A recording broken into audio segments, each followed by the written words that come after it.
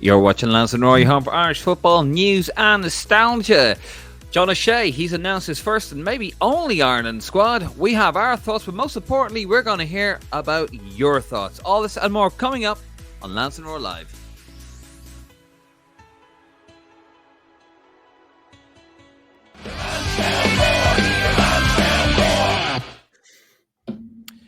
David Dunn here, joined by Martin Prendergast. And as always, if you like what you hear, love what you see, hit that subscribe button, scan that QR code, and head over to our social media. Head out to our Facebook, Instagram, and our Twitter.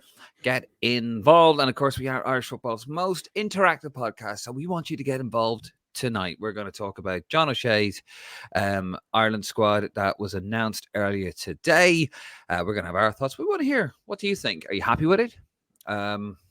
Who did you want to see in it? Who did you want to see out of it? You know, any wild cards you wanted to see? Just tell us anything. You just want to ask us about today or how Martin got on at Cheltenham.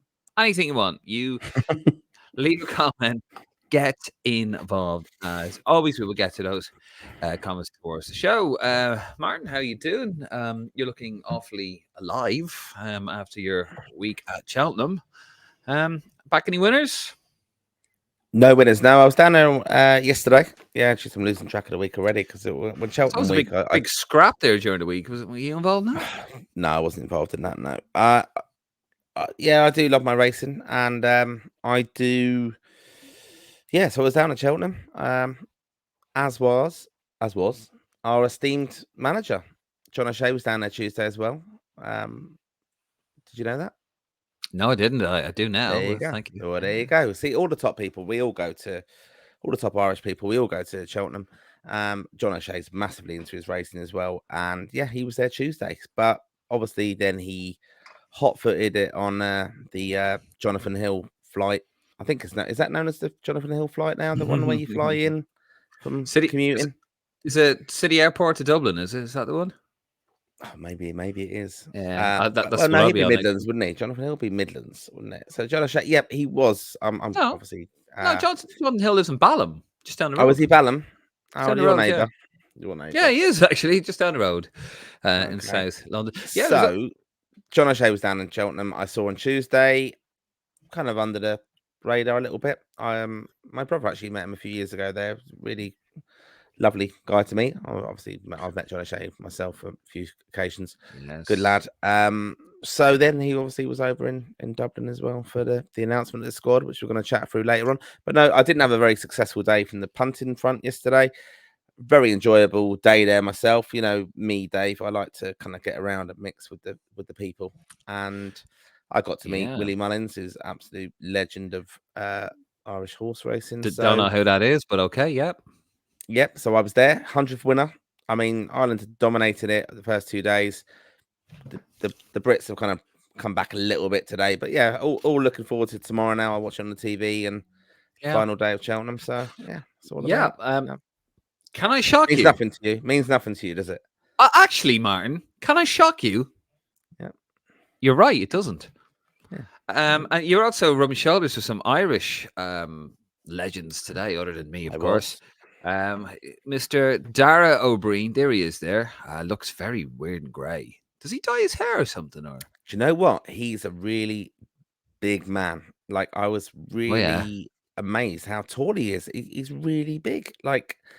So I was there at the Irish Embassy this evening because in London we obviously celebrate St. Patrick's Day, big week of events, everything going on, and I went down there tonight representing West London.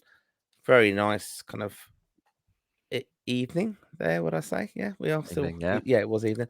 Dara Breen was there, had a chat with him about Arsenal, Ireland, quite open, to be honest. I said to him, like, we obviously mentioned the podcast and the show, and I said, "Oh, like, are you kind of up to date on Ireland?" So I wouldn't know any of the current players. So, which was so he's basically like me, really, isn't he? Yeah. So it was good to have a chat with him. But nice lad. Yeah, I've seen him as well. Big fan of his older stuff. Anyway, started on a show over here called Echo Island. I know you would have no idea what that is, Martin. What was that? The weird thing, the kids kind of show thing? No. I've seen like some old footage. doesn't years ago. really that really doesn't narrow it down. I grew up in the days of Dempsey's Den, Yeah, Zig and Zag, Dustin and yeah, Stocky and yeah. all that. But anyway, so there you have it. Yes, Martin has met That's my Dara Bean. busy life. Yeah. That is your very busy life. Cheltenham Festival, couldn't give it to us. Can I I don't just work. say quickly before, because I'm not Go going on. to hijack the show, obviously, but obviously St Patrick's Day parade, London, West London will be there outside the Sheraton Hotel along Piccadilly. If anyone wants to come along, join us in the parade. Over 50,000 people expected on St Patrick's Day on Sunday in London. So to take part in that, more than welcome to come along from 12:30. So, Yeah, yeah. Martin is going to be on a big float with a big No, suitcase I'm full not of on a float, tickets. walking along Yeah. with a load of Big, tickets. with a load of tickets. If he's handing out tickets to be like Like fucking ticker tape. Jelena, be like Jelena all over again, handing out all the tickets. We're gonna put Yeah. Martin up on our shoulders. What was the World Cup final when it was all the ticker tape? Was that Argentina? A bit 74, was that right? Or 78? No, that was West Germany. 78. 78. Yeah. 78. Yeah, It'd if be you know like the that. ticker tape final, it'll be like that, but it'll be tickets. Martin. A ticket tape parade. Right, we're going to move it on. We're going to get into the squad. Actually, just before we do, of course, I think officially we're now in the window. We're in the international window. We love the international window. We'll be heading over next week to the games. So just to let you know, guys, this Sunday we won't have an episode on Patrick's Day. We will have a live window preview 9:30 next Wednesday. Not 9:30 next Wednesday. So do join us for that. As always, and have your say. I see the comments coming in, guys. Thank you very much. Keep them coming in. Tell us what you think of the squad. You've seen it, and we're going to talk about it in 2 seconds. Are you happy with it? Do you want more?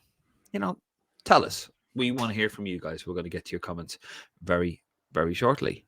And Martin, you can stop. You can stop that right now, right? You can stop that right now. For the audio listeners, Martin is pointing at his jersey. He has a Dauda 19. Is that the amount of minutes he's played? No. I'm not going to be mean to him at all. I'm going to be nice on this particular episode. All right. A moment of reflection. Also, the Ireland squad, actually, before we get to the Ireland squad, the Belgium squad was announced. There you are. Fantastic. No Kevin De Bruyne.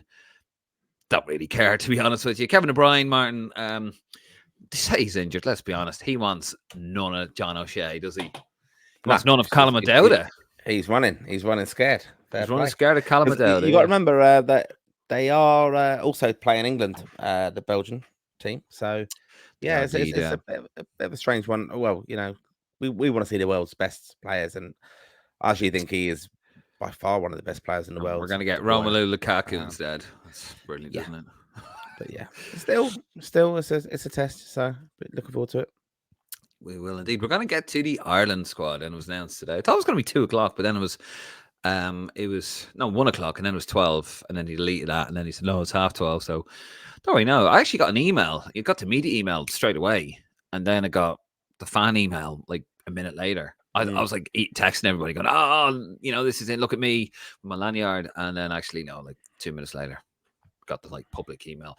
Here we are. Here's the squad. I'm going to read out the squad, and then we're going to go through the positions very quickly, and then we're going to get to the comments. I see them coming in thick and fast. So as I said, guys, leave a comment, get involved. I want to get your take on the squad. Here we go. Goalkeepers: Gavin Bazzoon and Queefing Gallagher, who should be Ireland's number 1, and Mark Travers. Probably not really surprised there, but Mark Travers, I think some people were. I think they were gone after Max O'Leary, wasn't it? They were, because Travers hasn't played much. He's been sitting on the bench. Defender Seamus Coleman comes in. He's been injured for a year. He's our captain. Matt Doherty comes in. Liam Scales of Celtic, who was actually recently sporting an Irish-based Celtic jersey that they always come out with every year. State of it. Nathan Collins, Andrew Bomadelli, Dara O'Shea, Jake O'Brien comes in for his maiden squad. Very happy for him. Festi Abaselli and Robbie Brady. An eyebrow raised there, although Nick, our very own Nick, did actually make a bold prediction, said he'd be in it. Midfielders, we have Josh Cullen, Cousin Will, Jason Knight, Jamie McGrath, Callum O'Dowda, Martin. Callum O'Dowda for you there. Mark Sykes, Finn Azaz, and Mikey Johnson. And up front, we've got Adam Ida, Kidozi Ogbenny, Sammy Smollix, Evan Ferguson, Michael Omafemi, and Troy Part, who was a bit of an injury doubt. Goalkeepers there, I mean, I don't think the squad selection is going to be the talking point there. It's going to be the starting selection there, Martin, isn't it? Yeah. Like goalkeepers, we knew what was going to happen there. Max O'Leary probably a little bit hard done by in a sense, but we've got 4 good goalkeepers, so quite happy with it. We've obviously speculated that we think Kelleher will get probably a game. So too will Bazunu. I think it will be Bazunu starting the first game because he is the number 1 for me. But it's good. The competition's there and they're pushing, and it's going to be interesting. A new goalkeeper coach as well, part of the setup. So that's going to be a challenge and a change for them coming in. So that is a factor I think we do have to consider. And no, but not worried at all about the goalkeepers. We're in a really strong position with them, and Yeah. I think we knew John O'Shea was probably going to be quite loyal, was going to be consistent with it. And so the goalkeepers, no real worry. Now, in defence, obviously, Seamus Coleman comes back after a year. Matt Doherty, not really a fan favourite at the moment. Liam Scales, obviously, now he is doing the business at Celtic. Nathan Collins, bit of a run, I suppose, at Brentford. Amma Bombadeli, he's actually got a run in the Nottingham Forest team as well. I mean, Jacob Bryan, let's talk about Jacob Bryan. We mentioned him on the last pod. Like, he's done really well for Leon, hasn't he? He's played... Yeah, he's a player though that's familiar with John O'Shea, basically, from the under-21s, and he said he's done very well. He's watched him, and he's John O'Shea. I thought was quite impressive in the press conference. Massive contrast to what we've had with Stephen Kenny in the past, and that I'm a big fan of Stephen Kenny. Just sadly, the communication skills were not there. John O'Shea was just, it was, I don't know, really, it was just kind of laid back and relaxed, wasn't it? And he just was so assured and confident. And look, I know I get accused of Man United bias and stuff, but I absolutely love John O'Shea. I think he's always come across as brilliantly as a captain or player for Ireland. He obviously was playing a very high level with Man United, a fantastic leader with Sunderland as well. He's just an all-round good lad, but he's able to communicate, and that's massive. It gives you so much reassurance, and bringing in that squad, like not be funny here. Not be funny though, like with John O'Shea. I mean, that's not have to go with John O'Shea, but more Stephen Kenny. I mean, that should be the basic requirement, some form of media training, And the thing was, I've seen Stephen Kenny lose the rag at a press conference, and all of a sudden, very articulate, then very clear.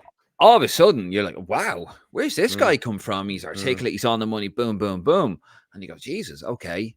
But yeah, it could be a bit bumbling, for want of a better word, like it kind of not very clear, and could be very painful to watch, especially that last one. I think was the one against it was Greece at home, was it? And he was kind of penned in the corner, and the cameras on him, and it looked like they were pushing him against the wall. It was very uncomfortable.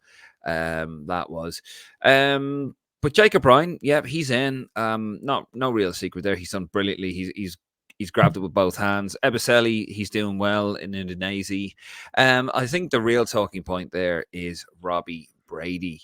Now, I'd imagine he's going to be a left wing back, isn't he? So he's down as a defender. We don't actually have a left back at all in the squad, so he'd be down as a left back. Ryan Manning, by the way, in case people are wondering, he is actually out with an illness. So in case you're wondering, so with the defenders, Shane Duffy's out injured. That's why he's not in the squad, and Ryan Manning is ill. And the other left back, I suppose, but he more likely would have played the midfielder is Alan Brown. He's out due to undergoing a minor procedure, just in case you're wondering. But Robbie Brady, I mean, Nick Calder, I didn't think he'd be back in the squad. But no, yeah, but it's the balance of experience, isn't it? Like some of these young lads coming in there, I don't expect that Robbie Brady will play much. But I think it's just to be around the squad, and it's a kind of calming influence, and this is how we conduct ourselves. And, I know that people would have probably, that's a bit, what do we need him in there to do that? He's not a cheerleader and stuff. But I think we've got a very inexperienced squad still, and I think it does bring that, he may actually play. He might come off the bench. He's brilliant from set pieces. We know what he's about. But,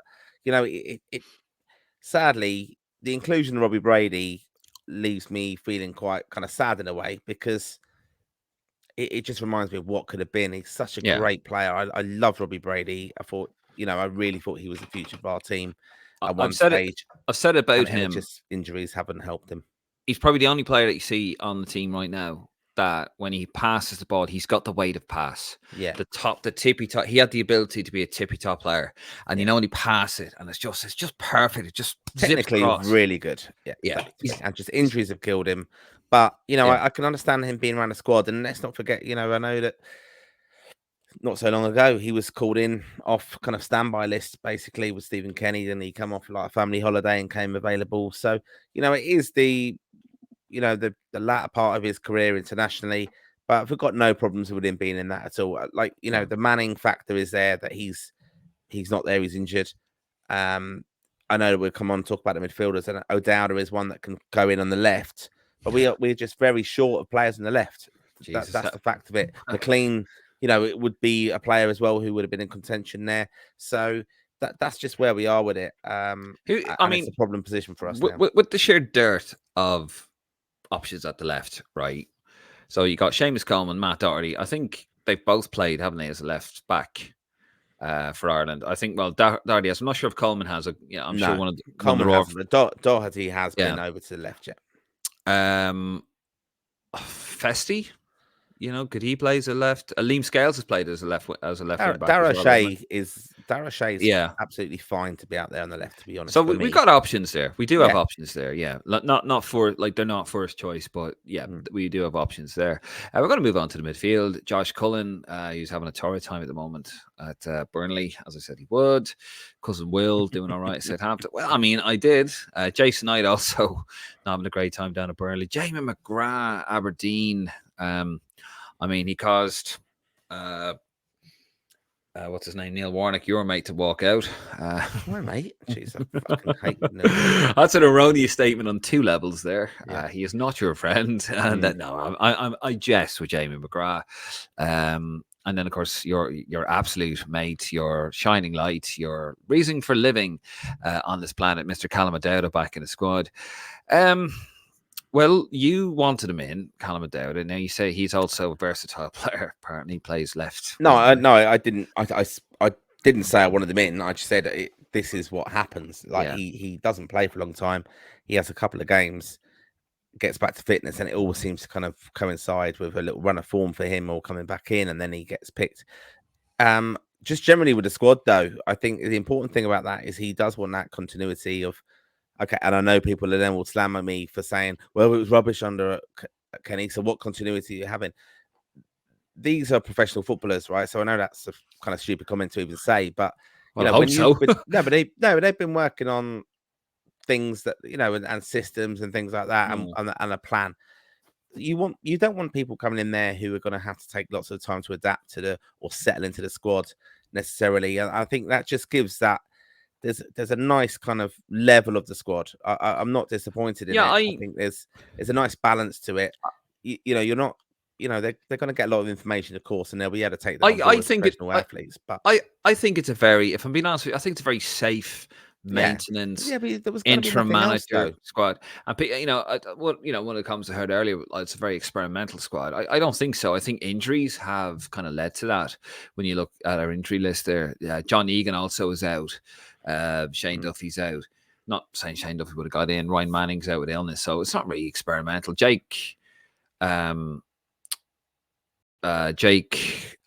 I was going to say Jake Doyle. I don't know.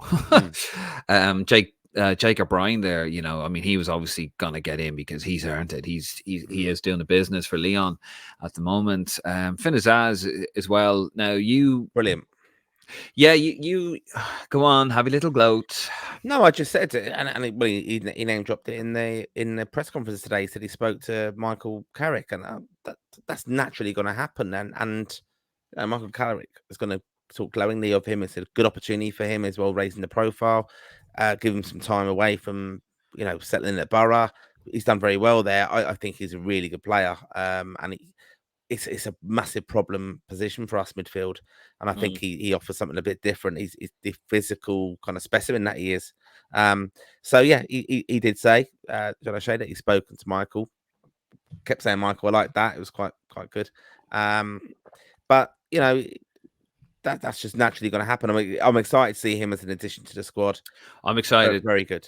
I Yeah, am excited to see him, and also Mikey Johnson as well, on fire at the moment for yeah. West Brom. He's been very lucky actually. He's had a lot of our attacking players actually on form, which brings us nicely to the forwards. Adamaida on loan of Celtic from Norwich, doing brilliantly. Kyosi Benny has taken to the Premier League like a duck to water. Really good. He gives you options, he gives you everything. Sammy Smollick's 27 goals this season for Blackburn Rovers. Hopefully, he makes a start. I mean, Hungry Boss was given out about him, wasn't he? Because apparently they did actually make an invitation. They did actually invite him. You want to play for Hungary? And he went, absolutely not. Want to play for Ireland? And he's like, oh, we don't need players like you. So hopefully Sammy Smollick's now get a fair run at it. Evan Ferguson did play tonight for Brighton. I think they lost. They were losing 1-0 in the dying embers, but hasn't scored a goal for about 21 matches. Hopefully this will do in the power of good. Obafemi, he did score for Millwall against Blackburn. That was a game that John O'Shea attended. And hopefully now, if he stays fit, he can do the business. And Troy Parrott was an injury doubt.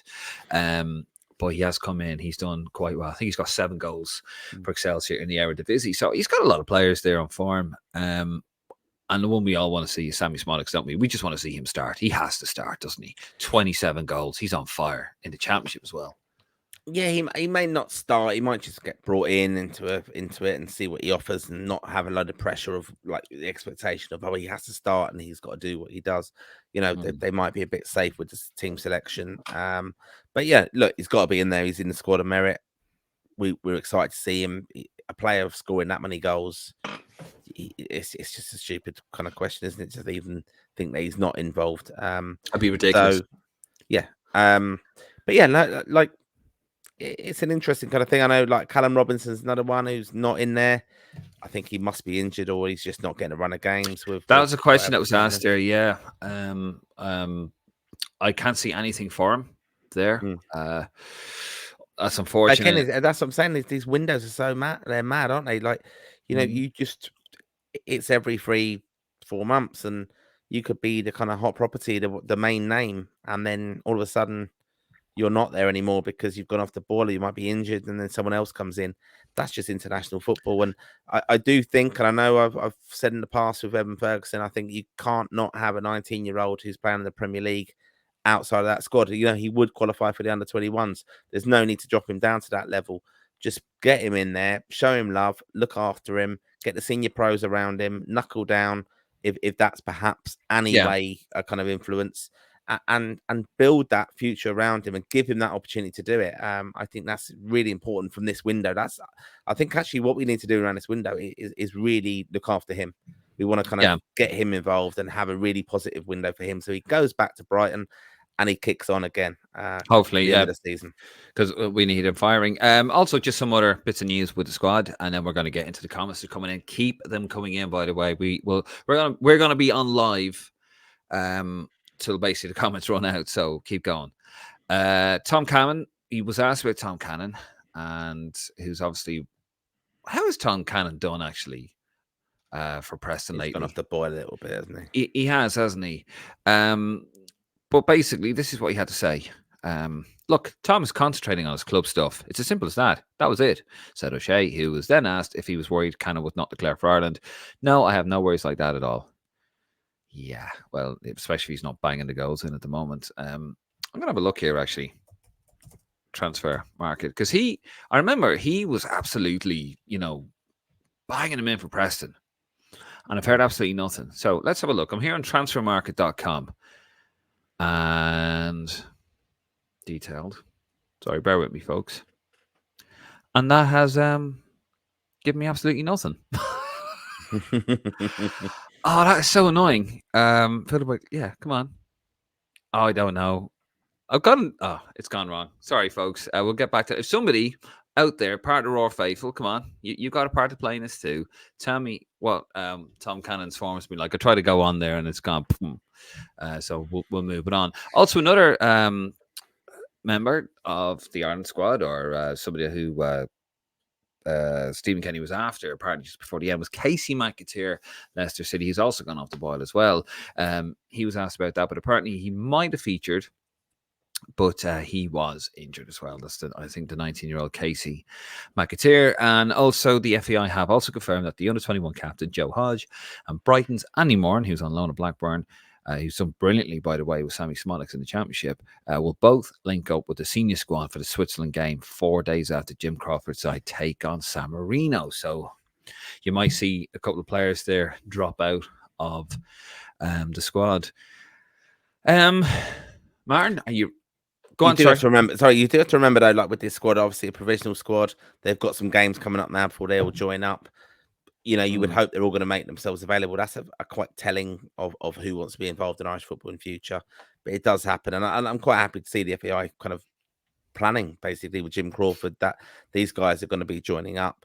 And I think as well, I was going to say, you know, Sinclair Armstrong. I think he will come in at some stage as well. Obviously, was called up previously. I think that would be a nice reward for him. He's done very well with QPR in a struggling QPR side. I think that'd be good if he does get in there. And I was going to be a bit horrible and say inevitably when Obafemi plays the first game and can't manage the 2 games. But I like to be positive. You absolute meanie. By the way, I have got Tom Cannon's stuff up here. Yeah, he has done absolutely nothing. Yeah, he was actually out with a back injury for a lot of last year. This season, but last year September, he missed all of September, all of October, the early part of November, and then he's got 2 goals. He got a brace in a 4-1 win over Huddersfield, and he's got an assist. But that was in January, and then in February he got an assist in a 2-1 loss at home to Middlesbrough. So he has gone completely off the boil. So there you go. Right, Martin, are you ready for the comments? I am, of course. Just before we do that, just a reminder, we are going to get to those comments, by the way. Loads of them coming in. Brilliant stuff. We will be live. No live show on Patrick's Day. No live show this Sunday. We will be back live 9:30 next Wednesday, and we're going to have the window preview. We will be on for that because I fly out to Ireland the very next day, and hopefully the game's on the game's on the Saturday, isn't it? Yeah, so I fly in on the 3rd. Sorry, you know, I get so excited with international window. I just lose all. It's like Christmas, you know. It's like match day -1. That's Christmas Eve, and then you know, I know you love all that sort of talk.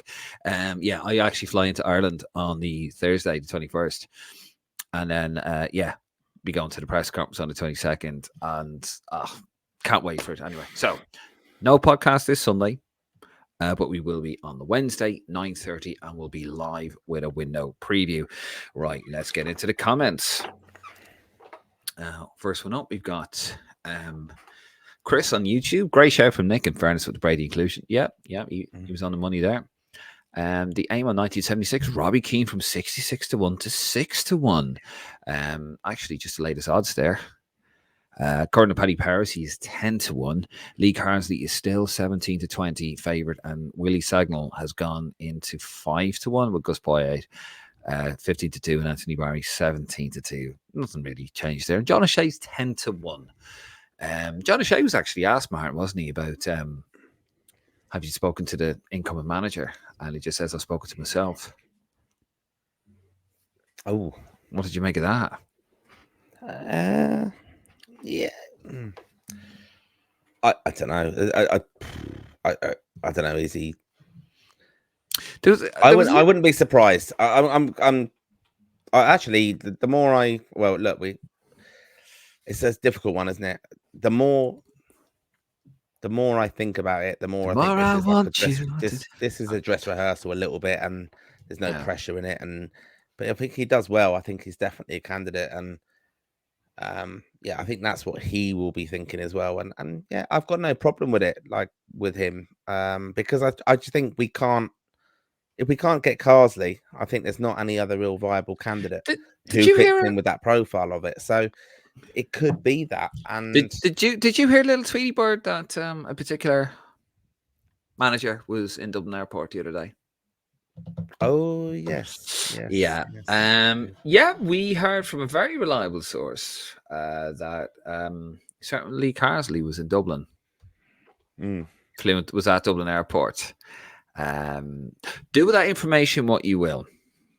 But that is well, we've seen picture evidence of that as well. we've We actually can't seen a obviously photo. know. We've actually seen a photograph of it, and yeah, But but don't know. you know, for me, I've kind of been kind of firmly in the camp of wanting Carsley. With when I think about the whole pathway chat and all that kind of stuff, what Yeah. Mark Cannon wants to do.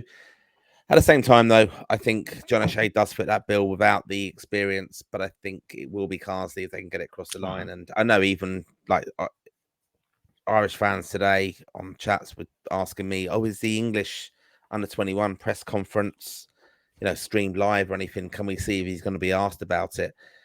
I don't think they do that with England, to be honest. They just announce the squads. They Do don't you do all know that what? stuff. So it was I never thought of that.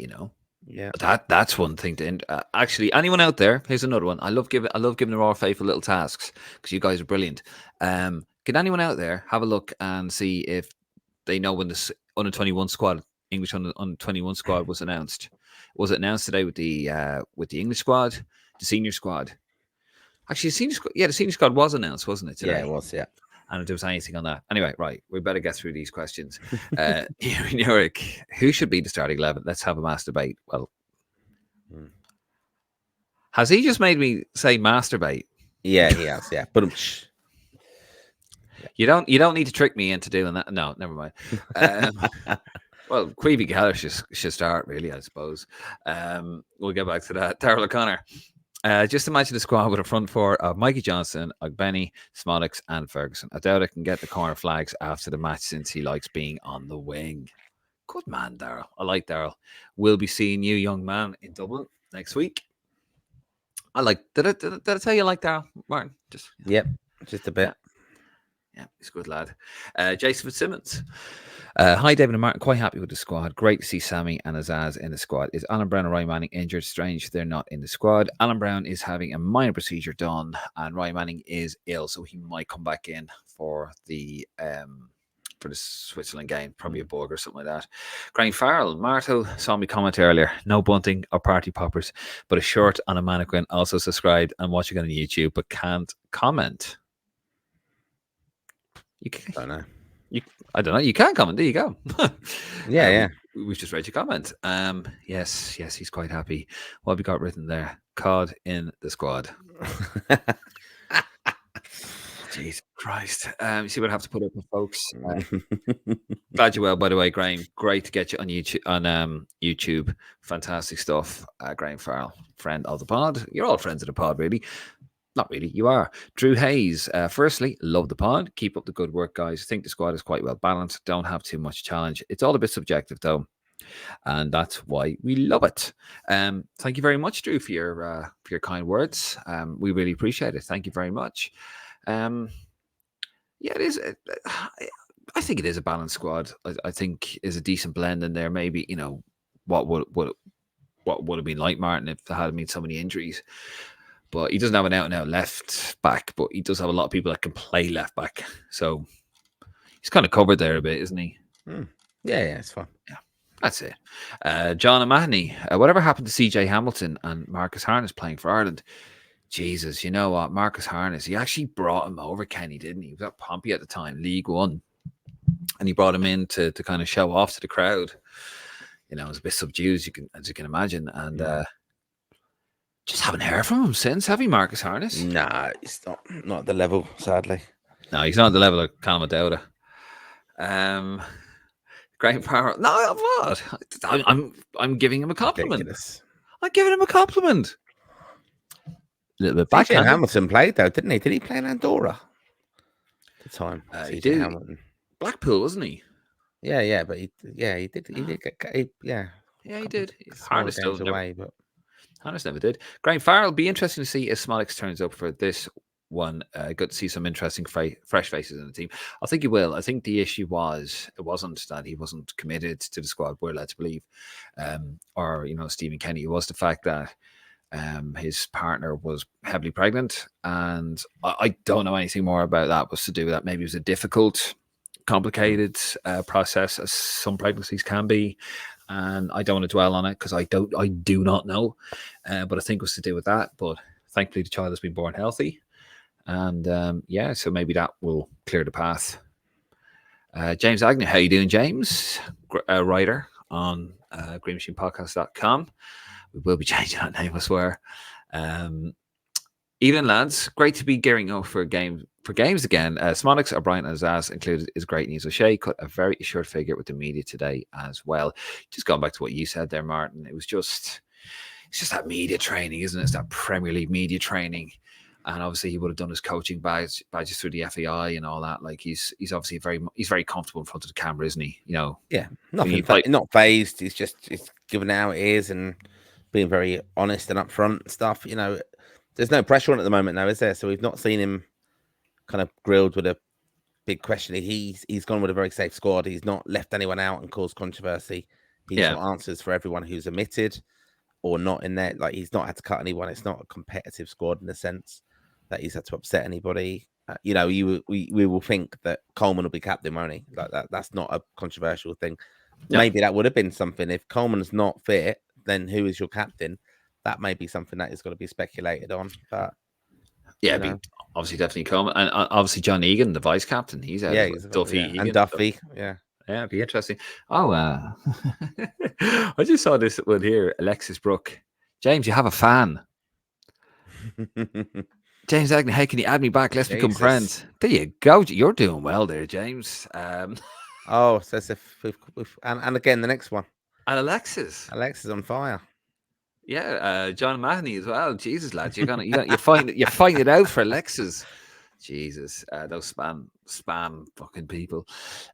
Drew Hayes, Ari Manning, not fussed, he ain't in nothing against it per se, but I think he is ineffective and has a mistake in him. Whilst he was good delivery, not as good as Brady.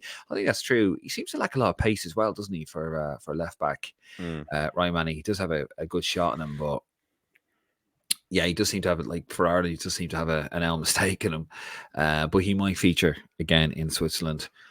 For the Switzerland game. Aaron Aries, absolutely happy out with that squad. One worry is Nathan Fraser, not in the under-21s. Any worries about him, lads, or just resting for Wolves? Jim Crawford, did Jim Crawford talk about him? Did you hear about that? About Nathan Fraser? I didn't read anything today about that, no, at all. So, yeah, it's just one of them. You know, we're going to have that problem, dual or multiple eligible players. It's always going to be a factor if they're left out. It's going to just leave rise to speculation. Yeah, not too worried about it because I think we've got to just build forward. Okay, build on this now going forward. I've just gone on the independent.ie because you know it's been asked. So the headline is: Ireland under 21 boss Jim Crawford distanced himself from Bohemia's job and reveals Wolves Nathan Fraser asked not to be called up. Oh Jesus! Here we go again. The striker was born in Wolverhampton and has been capped for Ireland at under 19 level, but Crawford via Fraser asked not to be called up out of fear of picking up an injury. I've had a few conversations with him at this point in time. He's the only fit striker at the club. He certainly is a bit apprehensive about being injured, said Crawford. He sees an FA Cup game this weekend against Coventry. There's a strong possibility he will start, and the next Premier League game is Aston Villa, a massive derby. He does think over the next while he will get Premier League experience, which is great for him. I know people are going to read that and go, oh, here we go. But I'll be honest with you, that kind of makes sense because, let's be honest, he wouldn't have started the weekend in the Premier League. Nothing against Nathan Fraser, but he wouldn't have if it wasn't for the fact of a mass injury crisis. So he's probably told by his club, to be fair, now people think, oh, here we go, Declan Rice or Tom Cannon. But to be fair, I can see them actually saying that, do not go. And it's on the under-21s game, so... You know, we'll see. Yeah, plenty of time. You plenty of time. He's doing well now. He's in. You know, it's totally different to I think the Evan Ferguson thing. Whereas Evan Ferguson needs a bit of love and needs to be kind of arm around the shoulder. And John O'Shea probably saying, "Look, you're so important to us, and you've done really well, and now knuckle down and stuff." This guy is on the start of his career. He's got into that now. He doesn't want anything unsettling him with that. You know, he could get an injury and. I've no problem with it at all if that's the way he wants to go at the moment. He's not established. He's not established in a club. Yeah. Like when you make that breakthrough, very physically demanding on their bodies as well. These young lads, it's such a different step up and level. So Gary Neal Gary Neal has probably said to him, "Do not go if you get injured." And to be fair, when you need to, and if you're at that level, you're 19, your career is quite precarious. your Mm. position in the club could be quite precarious, and he gets injured, he could hold it against him. They always Yeah. said he won't, but let's be honest. Going back to Drew Hayes, this is about Manning. He has pros, of course, but I've watched Southampton this year. I listened to their fans who are not Irish and more objective, and his cons definitely outweigh the pros, in my opinion. Very interesting from Drew. I haven't always been overly impressed by Ryan Manning. But I do think he should have been in the squad over certain players, or given an opportunity over certain players in the squad. Grid One, YouTube. Hi, lads. I love the podcast as always. Always good discussions. Very happy with that squad. Grid One, thank you very much. We're glad you enjoy it. Spread the word if you can, if you wouldn't mind. Yeah, I don't think there's too many issues with that squad. To be fair, it's a good maintenance squad. Keeping the door open for many players for the next manager, whoever that may be. Daniel Granahan, decent squad, but it's Brady the new McLean. I know left back winger that might be okay with corners. Oh, I don't think Nick would like that. Connor McAvoy from Republic of Ireland Tracker on Twitter, he said that to Nick, didn't he? Nick was like, "Oh, he's one of our best players," and he said, "No, he's just got a wand left foot." It's just sort of shot it down.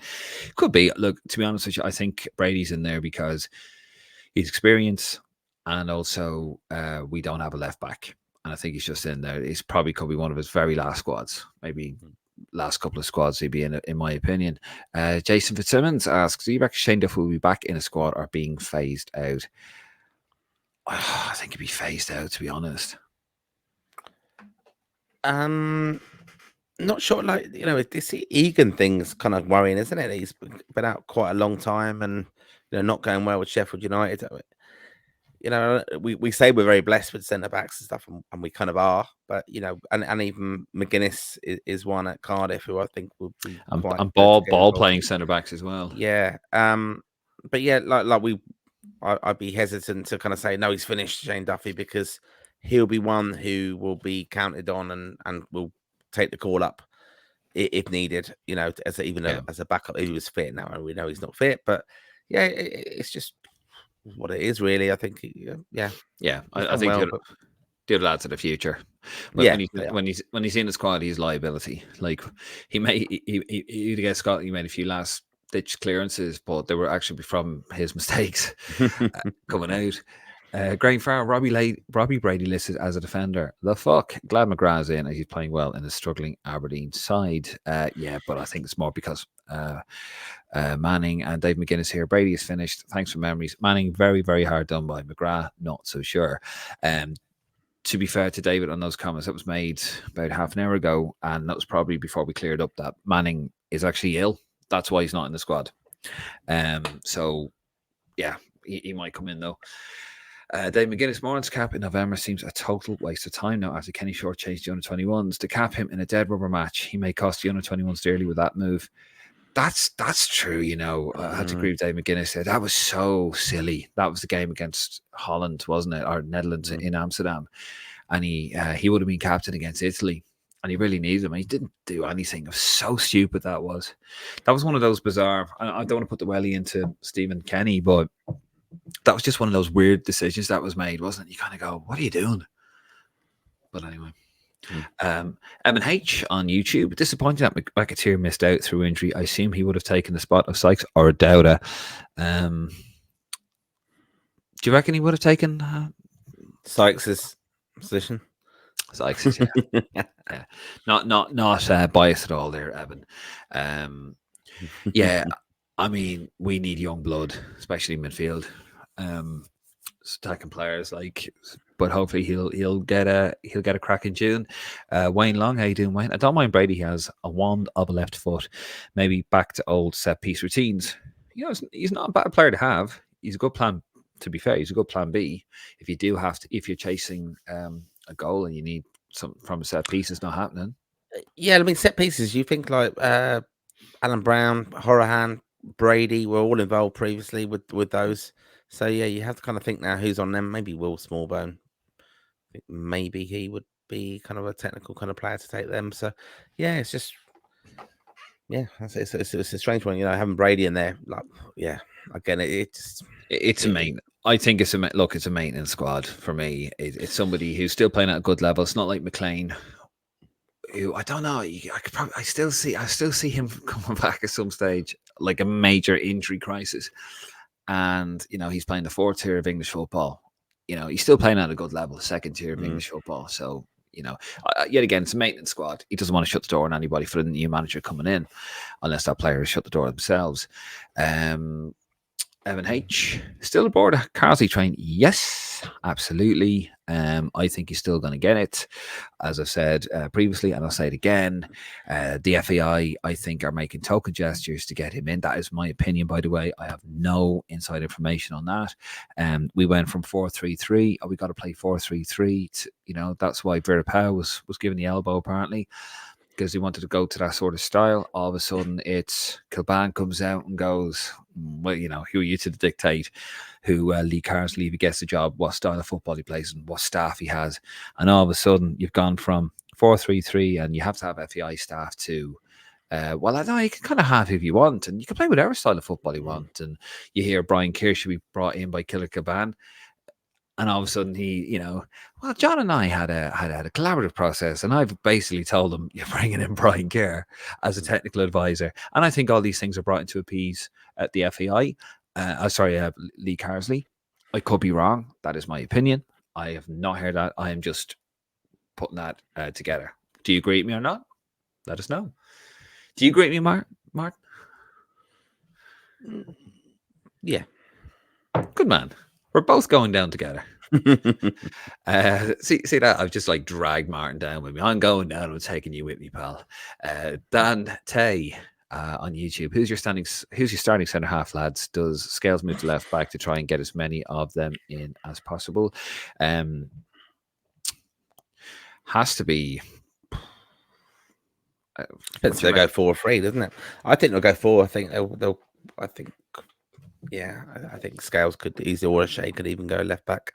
I could see personally O'Shea, Amabomadeli, Collins, and I could see Shane. I could see him going experience Seamus Coleman as a right back. I hope he do, or if not, it'll be Doherty.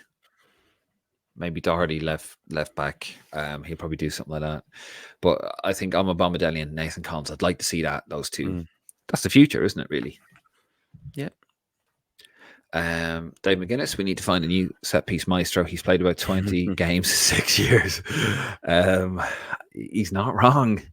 Dave, that's on Robbie Brady. David McGuinness again. Did O'Shea even look at the League of Ireland? Is there a standby list? If so, who is on it? There was no talk of a standby list, was there? There's not. No, there's not. Actually, sorry, there will be. Sorry, there is. From the under 21s, Joe Hodge and Andy Moran. Yeah. So Joe Hodge and Andy Moran will come in from the under 21s. That's what's happening. And perhaps and Sinclair Armstrong. Yes, and there David we go. touched on. Yeah. Possibly Armstrong. I'll be honest. Why would you look at the end of the League of Ireland? Like, there's no one in there that stands out for me. I'll be honest. I don't know much about it. Don't follow it enough to know. But this is a safe maintenance squad in a sense, and I don't think that's really what he has to do as an interim manager. He doesn't have to look at that and think, what is there coming through there that I might need to raise the profile of. He has to think inside the box, not outside it. He has to tick the box. He has to basically make sure, John O'Shea has to make sure that he is not closing the door on any player. Noel King, to his credit, imagine Noel King and Don Gibbons' dream team, eh? Taking over. But Noel King, to his credit, when he took over from Trapattoni, his first squad, he brought in all the players that that Trapattoni had exiled. Andy Reid, that sort of, that's what an interim manager does. And let me tell you something, he would have been speaking to the guy who's coming in. John O'Shea knows who's coming in. They all know. And they would have been chatting away to him there. So, yeah. Graham Farrell, O'Brien and O'Shea would be my starting centre-backs. Have a good look at them. We know what Collins can do. Amabomadeli, at least a half in both. That's the thing, they are friendlies. They can experiment. I do reckon you get a lot of... I reckon in both games, Martin, you get a shit ton of substitutions, won't you? It'll be like ridiculous. He'll max out the subs. He should do. I think he should cap them and bring them in and give them experience and stuff. I don't think this is anything that you need to do. Like this, an opportunity to do it. It's a no lose for me. He can he can do that, have that opportunity, and reward people for being available for the squad and showing demonstrating really that you're part of the future of Irish football. The new manager is going to come in and obviously pick on merits, but yeah, that's what I think Yeah. will happen. This comment I love. No, just move on from this one. Dave McGuinness. You diabolical Dave McGuinness. Sorry, just making sure I've clearing the old no coffee left. Dave McGuinness has commented, why is O'Dowda even within Arse's roar of that squad? I'll repeat that comment, Martin. Why is Callum O'Dowda, even within an Arse's roar of that squad? Do you want to point to your jersey, Martin? Do you want to do that? Yeah, there we go. Why is he even within an Arse's roar of that squad? Go on, Martin. I think I explained it earlier. It's like Robbie Brady as well. You know, you've got a player who's been involved in squads, knows the setup. Nothing, I don't think there'd be much expectation of him. But if you ask him to do a job, he'll do it. Yeah, he's a squad player for Ireland ultimately, and yeah, like he's come back into fitness Yet again, really.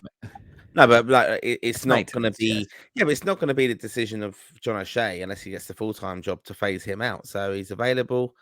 It's a problem area, as I've said as well. Like you got to remember, James McLean's not there anymore. It is a problem area. That left side, Bigger problem. He's in it. No, but it is something that I think but he's not going to make that decision to cut him out. He could have easily just said you're not in it because just returning from fitness from injury. Sorry, I know. I jest. yeah. But look, Callum O'Dowda is not a left wing back. We discussed that at length on the last episode. He is a left-sided midfielder. He's not a wing back at all. It was very unfair. All right winger. Oh, sorry, yeah. I mean, but he's a winger. He's a winger. Yeah. He plays midfield. It was very unfair. I know I've probably been a bit unfair on Callum O'Dowda, but it was very unfair on Stephen Kenny to ask him to play as a wing back. The point I was just going to come into there when you're saying it is like that Greek game. Yeah, massively exposed him to that, and he didn't protect him with that at all. And that's why not would you right, play him in that position when you saw he was dreadful against Norway? No, I know what you're saying, but like I just think it's not a reflection on O'Dowda's ability. I don't think it was. He's not. The managers ask you to do something, and you've worked on it in training. You think, I can do it, and then you get absolutely. Yeah, he actually hung him out to dry in that one. To be fair, like in all honesty, Stephen Kenny, that was not his intention, but he hung out to dry in that one. To be fair to him, I did actually read a piece on him. He seems like he's in a very good place, even though he's had a lot of injuries. He says he's actually dealing with a life coach because he's had what 2 or 3 career-threatening injuries, hasn't he? Yeah, he's had a lot of injuries. Yeah, so speedy kind of winger. The groin problems he's had, ankle injuries as well, quite serious ones. So fair play to him coming back from him, and I think even under Mick, I remember like him being left out on a match day squad of the 25th man or whatever it was, and I think that was quite disappointing for him at the time. I think he's quite quiet in a sense, so. Yeah, it's just a strange one for him in a way. Like promised quite a bit. It's a big opportunity. If you think about his career, his profile was actually raised from playing for Ireland, and that got improved and things. And those injuries I think those injuries have done so much damage to him, because any sort of experimentation. Running on or whatever, like when you have those injuries, there's the mental aspect as well. I can imagine. That's why he tucks inside and he plays it safe. And I know that's not what you really want. It's certainly not what you want from a wing back or an attacking midfielder. But you got to look at it from that side of it. It's like, well, he's hardly going to be going on, mazy, jinky runs, But anyway. Footy Rob was skeptical when O'Shea was announced as interim manager, but delighted with the backroom team and pleased with his squad. Yeah, decent squad. Brian Kerr, haven't heard from him or anyone really. It's just been John O'Shea, really, hasn't it? He's handling the whole thing. Cormac Prendergast Has to be a family member, isn't it? No. Oh, there you go, Cormac. Sorry to hear that you share the same name as Sorry. Martin. Only just joined. So sorry it has been, if it has been said, but is Callum Robinson injured or has he just not been selected? He just hasn't been selected. I think he's just come back from an injury, so not sure what's happened there. Evan H, this is to me. Harsh to say Cullen is having a horrid time. He started in the last 2 games. He was arguably the best player in both games. I know, Evan, but you see, I'm a bitter, petty man. And when I nail my flag to the mast, I have to stick with it. Because if you probably didn't catch it at the beginning of the season, but Martin and I had a bit of a disagreement about Josh Cullen and Burnley. What did you say? That Burnley would stay up and Vincent Company would be plucked from Burnley, Martin, wasn't it? And be offered a top job in the future? I did say that I was quite impressed with Yes, you did. Vincent Company. And to be fair, I think he's a very rare kind of manager who's sticking to his guns of how he wants to play. Now he's Get just relegated. proven that you can't do that in the Premier League, basically. So that's why we have the likes of Big Sam and people come in who can know that you get 31 points or 32 points and you stay 10 up. points from safety. Yeah. 10 points from safety. Yeah. So I think, that he's just stuck to his guns. It's not worked out. Josh Cullen is going to learn an awful lot from playing at that level, and they will go down. They'll come back up probably. Yeah. And that's, I think he's an important player that within their squad though. So he's always stood out for me and them. Yeah, like a very good. And also as well, didn't they get a player though to actually replace Cullen? Look, the thing I've always said about Josh Cullen, Evan, is that I don't think he's a Premier League player for that role. I know he does play a different role, doesn't he, for Burnley? He plays a more attacking role for Burnley. As like he sits as an anchor, doesn't he, in Ireland's midfield? Yeah, no, he sits with them as well though, but he does get forward a bit more, probably a bit more of a license to get forward. But the issue I've always had with Josh Cullen is his distribution isn't quick enough, and that was an observation, and I think an astute observation from myself. If I say, I just pat myself on the back there. It was the Portugal match, and I was in the south stand with my good mate Stephen Kenny, but Kenny McCoy. Sorry, I've got the heating on. I'm sort of falling asleep. But basically, yeah. And I noticed when he was on the ball, and like Benny was making all these runs, and he was just dithering on possession. And I thought, if this guy plays in the Premier League, he won't be fast enough on the ball. And I think Burnley saw that. He got a guy to replace him. I can't remember him off the top of my head, but that's why I'm saying that about Josh Cullen. I like Josh Cullen. He does seem like a decent player, but he does dither with possession, and that cost us a goal against France. Dave McGuinness, this was also an opportunity to look at the MLS lads, McLean, Ronan, who was an upward curve and brutally ignored by the football messiah. I wonder if you're talking about Stephen Kenny. And then also to say, noted on Manning, I didn't know that about him being ill. Fair enough. To be fair, it wasn't really put out there. What I would say, though, about that is, David, is that John O'Shea is not going to, he's going to pick a nice, as we said, a nice, safe maintenance squad and just keep the door open for the next guy. He is the interim manager. He's not going to think outside the box. That is for the next manager to look at those guys. But I do agree. I do think the MLS is something that we should look at. Why not? If we're picking players from the third tier of English football, we're not at the moment, but we did when we didn't have much of an option. Why not? It's a decent. It's a decent level. Fuzzy Rob gives us his 11. Keller, good man. Ebiselli, Collins, Scales, Doherty. I presume Ebiselli on the right, Doherty on the left, Collins, Scales as our 2. Ogbenny, Cullen, Knight, Johnson, Smodics, and Ferguson. It's a very attacking lineup. Jason Knight, he is a terrific player. Jason Knight. Yeah, I wouldn't. I could say a bit of that, but I don't think he'll start with Smodics. I think maybe Cousin Will. That's another bit of bias there. You being biased. Derek Williams, another forgotten man. That's a funny one about Derek Williams. He was doing great. He didn't he play against New Zealand, Bulgaria, or he played in those friendlies, and he always did well for us under Mick. Yeah, and he was doing well for Blackburn, and all of a sudden he went off to America. And excuse me, I remember thinking, Why is he gone to the MLS? Like, he was doing well. Don't know. He must have got a great offer. Footy Rob, who else would you pick bar the injured crew? I don't. It's difficult, isn't it? I don't think there's really anyone I would have gone with, to be honest with you, Rob.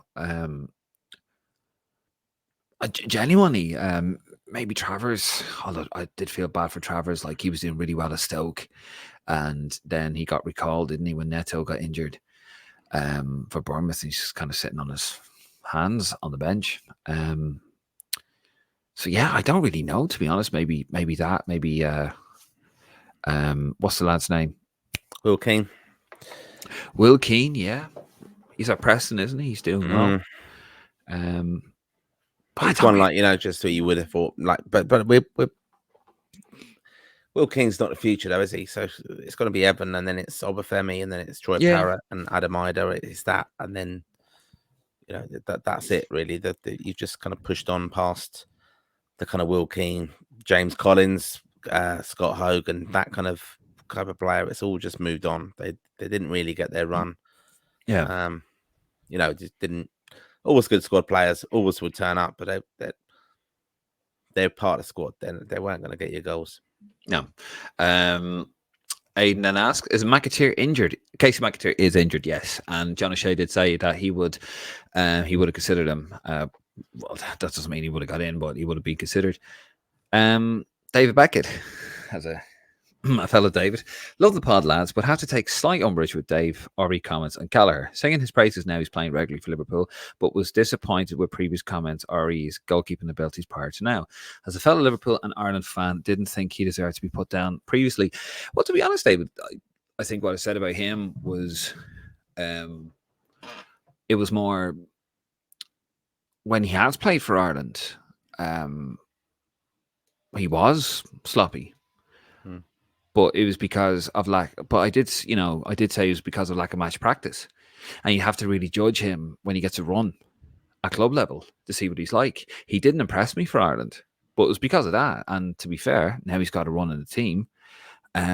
He's done brilliantly. He's actually shown the goalkeeper that we kind of all hoped he was. And yeah, he's been brilliant. But I do think for Ireland, two things when he played was a complete lack of match practice. So he was rusty, and also the complete lack of pressing from Ireland's midfield didn't help. And that's why he was conceding goals outside the box, like Gavin Mizuno as well. But that's my explanation for it. Listen, I'm happy to be wrong. But of course, I'm always going to praise him when he's playing regularly, if he's doing the business.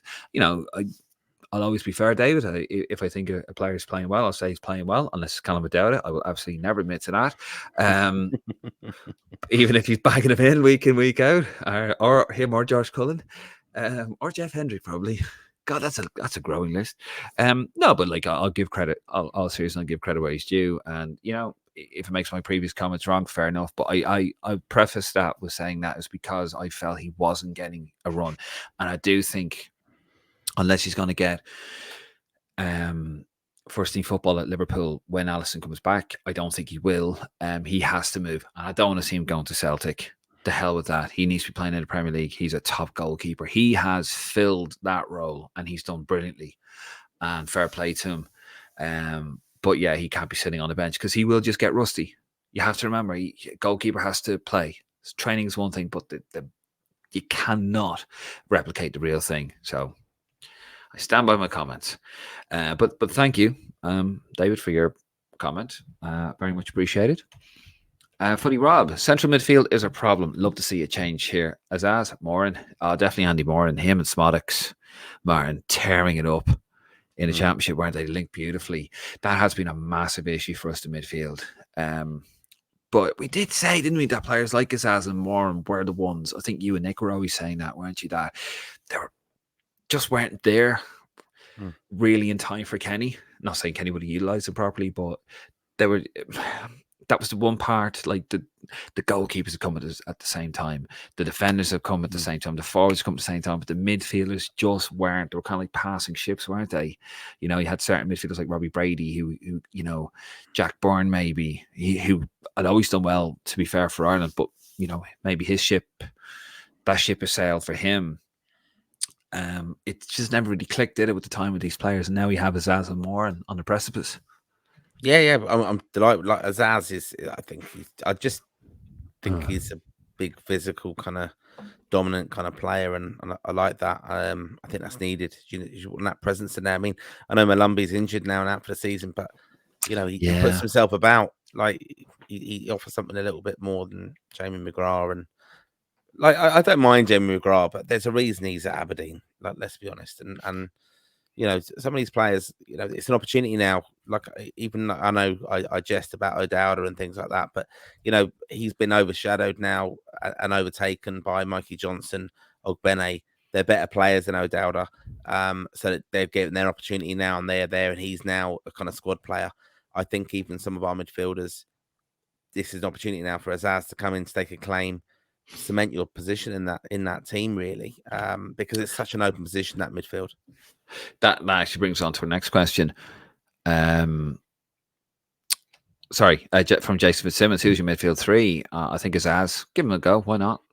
Yeah. Is And that I'd have Cullen, Holden, Knight, and Knight and Knight. Azaz? Kenny again. Jason Knight. I think he got man of the match in 3 different positions for Ireland.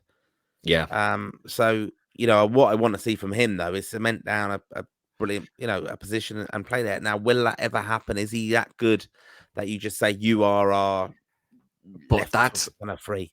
but you see with That's John the problem. O'Shea, but that happened to John O'Shea, funny enough, didn't it, as well? Yeah, of course it did. Yeah, played midfield for Ireland, like in I Oh, think he in was. Paris even, didn't he? Like He played for midfield. Don't know if it was Paris, but do you mean on the care? yeah. Like Yeah, he often came into midfield and then he played. he I'm played in sure he did at Switzerland. one stage. Yeah, No, I think Keane. Switzerland maybe. Yeah, No, Keane and Kilban, I believe, played in Paris. Roy Keane and Kevin Kilban played in midfield, and it was the Switzerland game at home. Keane was suspended. that's And, it. And Joe Shea come in. yeah, I and he think. wasn't, and it wasn't. I mean, but that was a disaster. That was a damn squib. That particular game, he didn't do much. A good footballer, but he's not a midfielder. And yeah, I think that's very important for Darragh O'Shea. Still young enough. Do not get pigeonholed as a jack of all trades. Pick a position, get pigeonholed in a position, and stick to that and I master saw that that. craft. I saw that actually the other day. Like someone posted, like it's however many years an anniversary of when Alex Ferguson picked 7 defenders against Arsenal, including John O'Shea actually, and then he beat Arsenal. Like it was just quite, it was loads of injuries and stuff like that. FA So Cup, wasn't it? yeah, FA Cup, yeah. that's But still be it. good, pretty good player. But yeah, it's very important. Evan H. Opinions on O'Shea claiming Cannon's international situation isn't a worry. Well, to be fair, England aren't really. I know it's going to sound, but maybe I'm being callous. Maybe he just doesn't want the headline. And go, oh no, I'm not worried about that, and then moves on because Exactly, perfectly managed that media thing. yeah. Didn't make it a thing. Moved it on. I went. I don't know. Not my problem. Stephen Kenny, you ask Stephen Kenny the time, and he'll tell you how the bloody clock works. Like, you know what I mean? How to build a watch. It's just that was a problem. And he came from the best place, but it just didn't seem rattled though to O'Shea about that. It just was like it was literally like, all right, lads, how you doing? Like, and it was very. This guy was media trained by Man United. Man United were media training players in the early 90s. Years before anyone else. Do you know what I mean? So by the time he came in what, 2001 or 2000 for Man United, he was this guy. He's a pro. He knows what he's doing. But yeah, personally, I think with Tom Cannon, England, we probably, without wishing to sound too callous as well, God, I'm very callous. I think you want to get him capped quickly, because let's be honest, if he's banging the goals in and he gets moved to a Premier League club and he's young enough, the English football team is going to be sniffing around him. We've already seen that. He's already had his head turned. But if he's not banging him in, he's not doing the business, are you going to want him? And I know this sounds terrible, but he's already had his head turned, hasn't he? Daryl O'Connor wouldn't have Doherty in either game. I wouldn't either. I think he, it's kind of ironic, isn't it, with Daryl O'Connor? Not Daryl O'Connor, with Matt Doherty, that he was the guy that we kind of wanted to phase out Coleman with a little bit, and now Coleman's outlasting Doherty. I'd pick Coleman over Doherty. Oh, without doubt, yeah. Yeah. It's mental how it works. Graham Farrell, people need to look at Ferguson with a bit of perspective. He's 19, scored some goals in a run of form. He's going through a bad spell. It happens. Also, Brighton have dipped as well lately. Give him a break. Fully, yeah, to be fair, Graham, and we've said that here. You know, Brighton are big time going through a bit of a dirt in form at the moment. Knocked out of Europe, hammered in Rome 4-0. I think they won the game 1-0, so maybe they might be buoyed by that. But when a team is in a bad space, when a team is low in confidence, the worst place to play is up front, isn't it? Because you're not going to get the service you need. I think Welbeck scored, didn't he? Did Welbeck score He did, tonight? yeah. Yeah, they went out. They got knocked out. Yeah, look, 4-1 in aggregate. Chris says Cannon has had injuries and starts most games on the bench for Leicester. Yeah, he was out with a back problem. He missed all of September, all of October, and November, I think. I said earlier on there. But yeah, he's had a bad run of injuries. Brandon Walsh, yeah, I think I said Preston, didn't I? But yeah, it's Leicester City.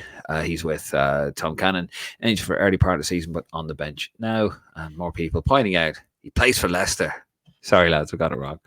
The Podge Quinn on YouTube. It's an opportunity missed to non-inclusive younger lads. The under 21s are only playing San Marino, Armstrong, Moran, and maybe Curtis could have got a call up. Well, Moran will get a call up, and so will Joe Hodge after the San Marino game for the Switzerland game. But do remember, lads, it's a maintenance squad. He's the interim manager. He's not there to think outside the box. He's there to tick the box. And I said irony. The Irish Aviator, how you doing? Very happy to see O'Brien and Smonix featured. Agree, Martin, that Brady will be just good to have around the squad, even if he doesn't play. Yeah, fair. Cannon was injured when Leicester signed him, and it's just competing with way stronger bunch of strikers and what's pretty much a Premier League squad than Preston ever had, says Joe. Great point. Dave McGuinness, some delusional fans don't want Smodics in the team. If his certain name was that of his Irish grandmother, would they be okay with it? That does seem like a strange one with some Irish fans. Like they were, they clearly don't know much about Smodics as a player, and obviously it's a Hungarian name, but they just seem to be a bit weird about him, don't they? I think no, it didn't help that speculation that he could qualify for obviously, and now he can turn around, and it was a very clickbaity article, wasn't it? Because it was going to be more complicated if he did even want to do it. That he could now play in the Euros, and we don't want him then if he's going to be one of them head turners and that kind of thing. So yeah, no, I agree with David. I think he's more than deserved. It's been very frustrating that he's not been in there previously, and now's an opportunity for him, and you can't knock the goals. Like, the hardest thing in football, I know it's cliche, but to score goals, and he's doing it in the Championship, which is a real competitive level. Yeah. And that's it, and even that's when I go on about Evan Ferguson, the fact he's scoring goals in the Premier League. Okay, they've dried up a little bit now, but you look at like Højlund at United. It took a long time to get him going. As a striker, as long as you're doing the right things, you're fine. But to score goals is the most difficult thing to do, and Schmolix is doing that, and that we can't not have that in our squad or our team. We can't not have that. No, I mean, it's not as if we're we've got a plethora of talent coming through. They McGuinness, Manning being out doesn't warrant Brady inclusion. The project is supposed to be about youth. Yet again, I will say to it, this particular one is about keeping it going, ticking over nicely. Drew Hayes, Obafemi is not for me. Compare him versus Smodics. Oba with 23 goals for 4 close spread over 6 seasons. Just not a sustainable long-term goal scorer, in my opinion. Like you often say, Dave, hope you prove me wrong. That's true, but I had to preface that, Drew. What you're saying there, spot on. But it's down to injuries. I think it's just down to injuries. Different types of players as well. Like massively different. Like the influence that Obafemi has in the game as that type of striker against Schmodics, who's so involved in moves and kind of running on to go, it's totally different types of player, and that we want Obafemi's all-round game to kind of improve. So to Troy Parrott, Callum Robinson as well. Some of these strikers, they just have that little bit about them, which I think Obafemi, not one trick pony. I think it'd be very unfair to say that, but I think Schmodics as a player offers much more than Obafemi in the involvement in the game. So you can't really compare No. it at all. Fair enough. Darla Connor, love it. Match day -1 is defo Christmas. Match day +1 is Stephen's Day if it's a good result. That's Boxing Day, Martin. You might know that as Boxing Day. Evan H, any chance you could go through the under-21 squad? To be honest with you, Evan, we'd love to, but it's just we'd be here all day. I can run through it. Well, yeah, I've got it. No, go for it. Go for it. All right, so goalkeepers are Tiernan Brooks, Josh Keeley. He's at Barnet, actually, on loan from Tottenham. Doing very, very well there. I've got a few people who are Tottenham fans talking to me about him. And I also know that some of the Tottenham senior players often go and watch and support him. He's done very, very well. I was actually at Tottenham training ground event a few weeks back, and they were talking about him. I think I actually mentioned on the pod as well. Andrew Wogan's another goalkeeper there. Then you got Teo. Defenders are Teo Adaramola, Sam Curtis, Anselmo Garcia McNulty, Sean Grehan, Bosun Lowell, who I absolutely love and think is going to be a brilliant player in future, Alex Murphy, Conor O'Riordan, and Sean Rowan. And then midfielders is Baba Adiko, Zach Gilson, Matt Healy, Joe Hodge, Andrew Moran, Killian Phillips, Rocco Vata. The strikers are Sinclair Armstrong, which brilliant to see him there, Callum Kavanagh, Marco Mahoney, and Ollie O'Neill. So that's our and also Armstrong, Okaflex, and Tony Springer. But that's our under-21 squad. Interesting ones that I think brought in there as well. That he and like I was saying earlier, but the under-21 England, everyone was obviously wanting to see is do they do a press conference? I know that Jim Crawford does, because he was actually asked about was he interested in the Bose job apparently, and he kind of refuted that and said he wasn't. But it's an interesting squad that, and I saw some people kind of being a bit diggy about Jim's going to play Bosun Lowell, who plays in midfield as a defender, because that's what he's classed him as. But yeah, look, Sinclair Armstrong, I think, is a real key player for us going forward. Very much like he does kind of very much Obafemi vibes about him. The big build athlete, but I think probably maybe a bit more than Obafemi. So I'm excited to kind of see how he gets on with the under-21s. And you could say, yep, they should bring them. They're only playing San Marino, but let them go and hammer San Marino and get loads of goals and have a fantastic kind of experience of doing that. Enjoy. I mean, we have, we have some good strikers. We got some good players. We need to gel those guys together. Going to continue. We got loads of comments. We're going to try and get through them as quick as we can. Stephen Ring, King Bottle tonight. We're 4-1 in the first leg of Europa League. Lost 6-1 tonight. 7-5 in aggregate. Oh dear, Claudine will not be happy with that. Craig Farrell, he's probably late for the Stags. Oh dear. Grid 1, I think Gus Bite will get it for some reason. Due to a comment Cana made with contractual obligations in March, his contract ends after playing for Greece, I believe. Be happy with that. I don't know. I still think it's going to be Carsley. I still think it'll be Carsley. Stephen Ring, no De Bruyne or Courtois in Belgian squad. Just don't fancy it, Stephen. Footy Rob, Carsley's getting the job on the backroom team is what's in now. Agree, Footy Rob. I agree with that. I think that is possible. I do, yeah. Maybe one or two additions. Stephen Ring, thoughts on Nathan Fraser saying he wants to stay with Wolves rather than joining under 21s. Apparently, he said he wants to stay in Wolves because he's the only fit striker. To be honest with you, Stephen, I could actually see that be the case. I know it's very easy to look at that, and we mentioned earlier on. He is. I can imagine Gary O'Neill saying to him, "What you're going to go with the under 21s? You're my only fit striker," and that probably has absolutely put the fear of God in Nathan Fraser. He's only 19. He doesn't want to jeopardize his career. So I could actually genuinely see that happening. Martin Fitzpatrick, Rangers not coming home, coming to Dublin. No, they're not, which is hilarious, actually. They lost 1-0 at home to Benfica. In fact, they almost beat Benfica last week 2-1, but last minute goal. Devastated. Deck Finnegan, how you doing, Deck? Does Mark Sykes deserve a place? Not a regular first choice for Bristol City. He always, I was mentioned earlier on, he always seems to get in there without actually doing much. He'll just know the setup, though. Again, like he'll know the kind of set out the plan of all the the intelligence, but just all the maintenance squad stuff. Yeah, they'll know. He'll know what it's about.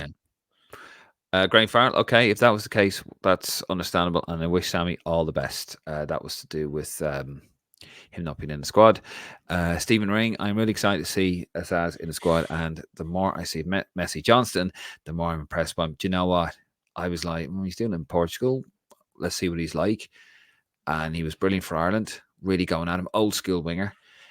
Then, Celtic, he's not really getting a game of Celtic. And you think, okay, he goes to West Brom in a much tougher league in the Championship, and he's tearing it up. Brilliant. Chris Monix has said the phone never rang for the last Ireland squad, but Kenny said he never included him due to his personal reasons. Someone is telling the truth here. Okay, yeah, maybe there was a bit of a fallout there. We don't know.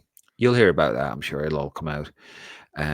If he scores a hat trick or something, and the next squad comes about, and where everyone's like, absolutely waxing, just loving this guy, I reckon he'll probably come out and say, well, actually, this is what happened. Evan H, English under 21s is announced tomorrow at 10 a.m. Thank you, Evan. I had a quick look at it there. We'll be watching that one. That'll be interesting. Now, if he comes out in that and says, if they do a press conference and says, no, I'm not interested, I'm not going anywhere, then I'll actually be I'll have to rethink. Darryl, I might have to do another state of play, Martin. Darryl O'Connor, all my times on Alive and Lexus Brook never asked me to be friends. I know, Darryl, but James just has the. Actually, James has just texted us there in the group.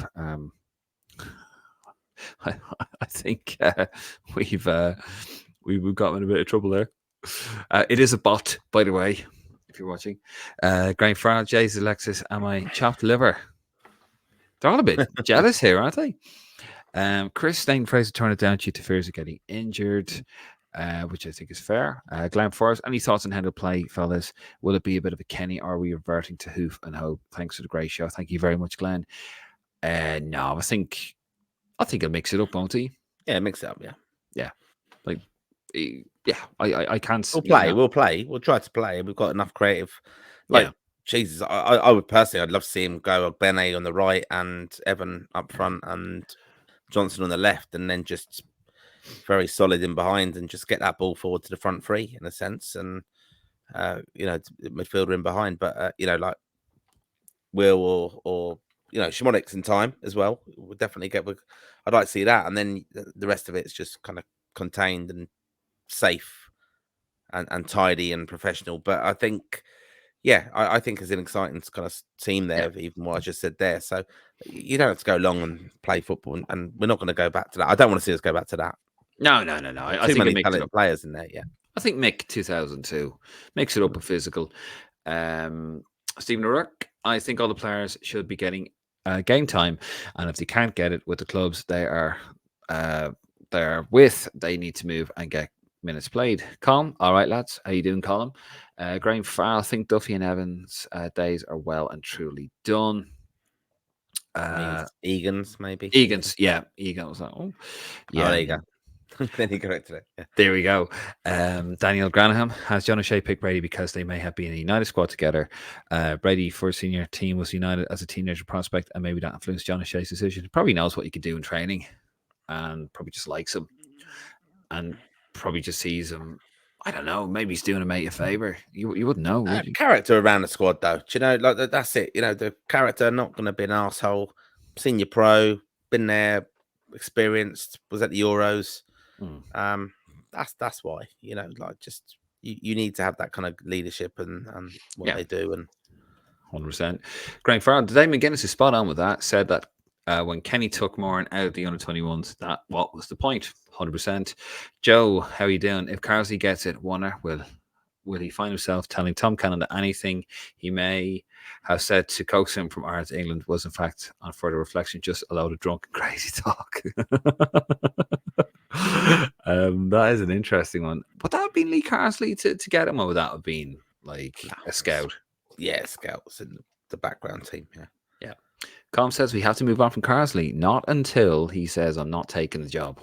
And even then, I still won't believe it. Even when when another manager is revealed and it's not Carsley, Colm, I'll still hang on to it. Have you not been watching the podcast? It's how I operate, baby. Stephen Ring would like to see Smallbone have a good international break. He had to delete his Twitter account over hate from fans after the Liverpool game. What was that? Oh no, he Oh, got a lot of abuse, didn't he? yeah. Jesus.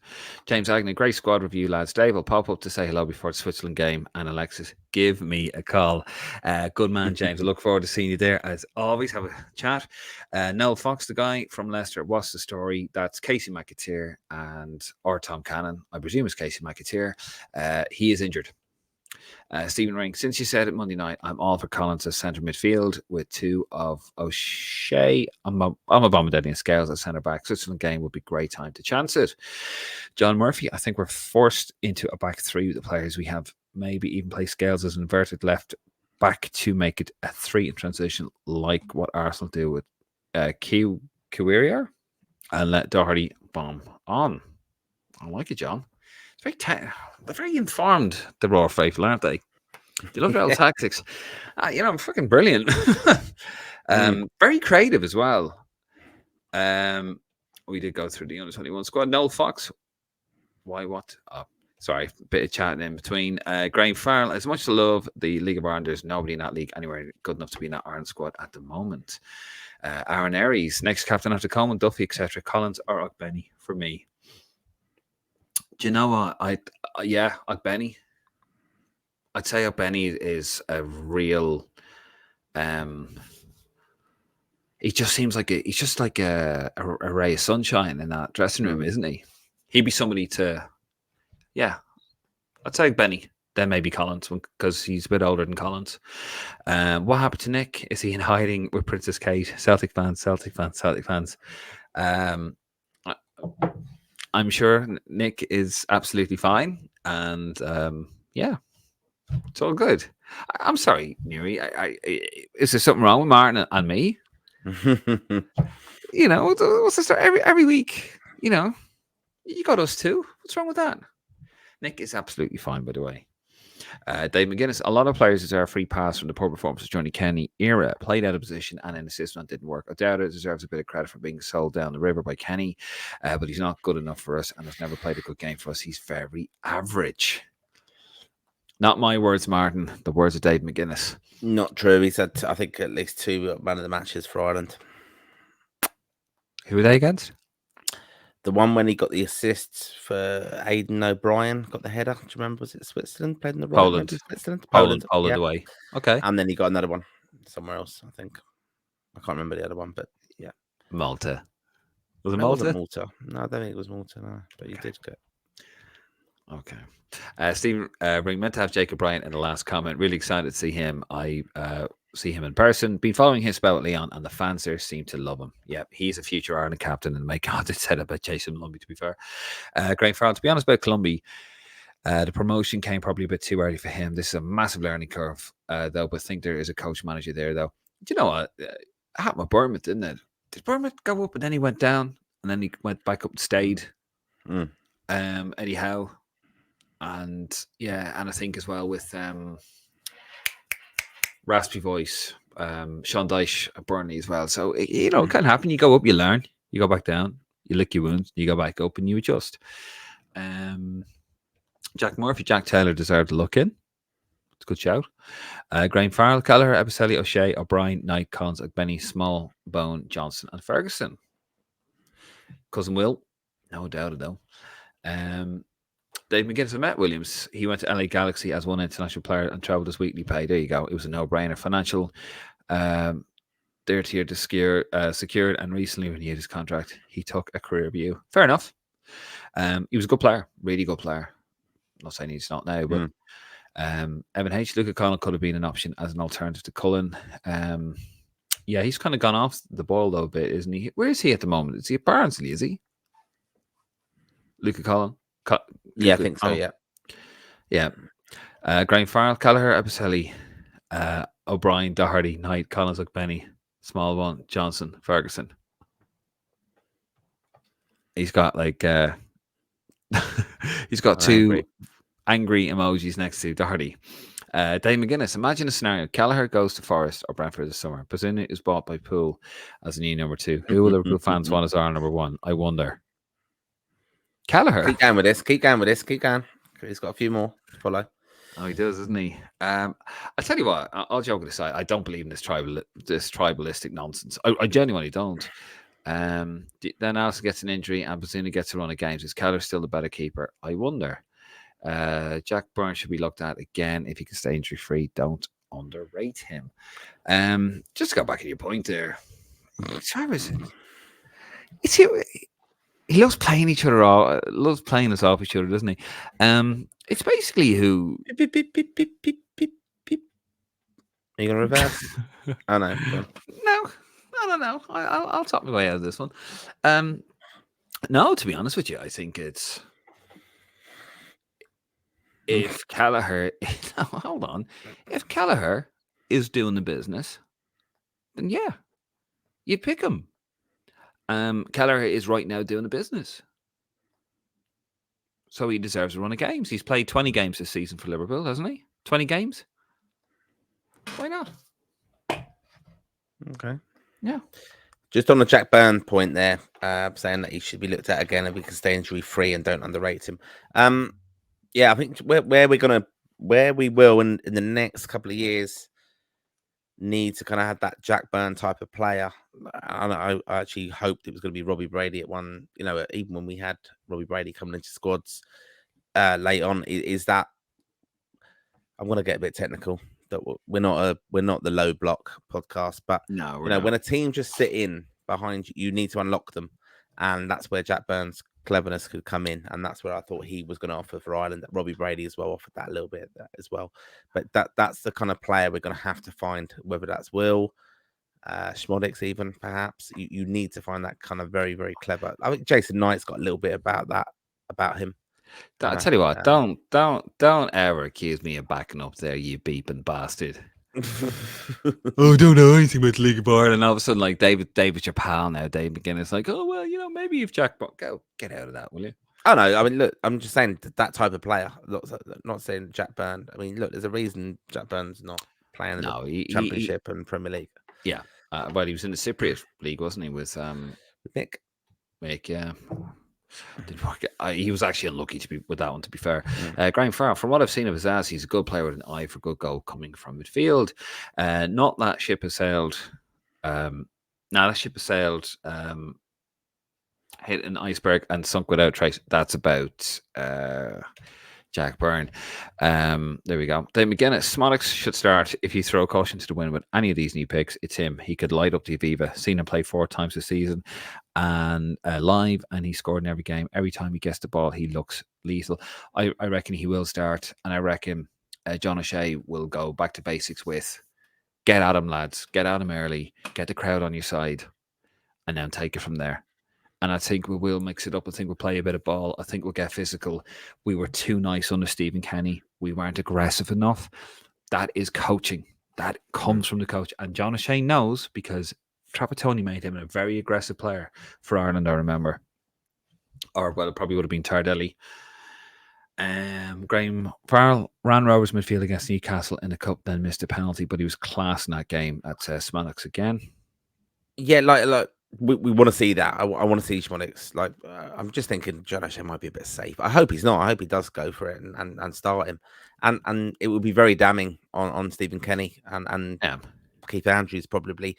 Not necessarily John O'Shea, part of that kind of team, because I don't know how much he had influence on it. But it'd be very telling if he does start him, because he would be thinking, like we'll kind of know that actually you had that.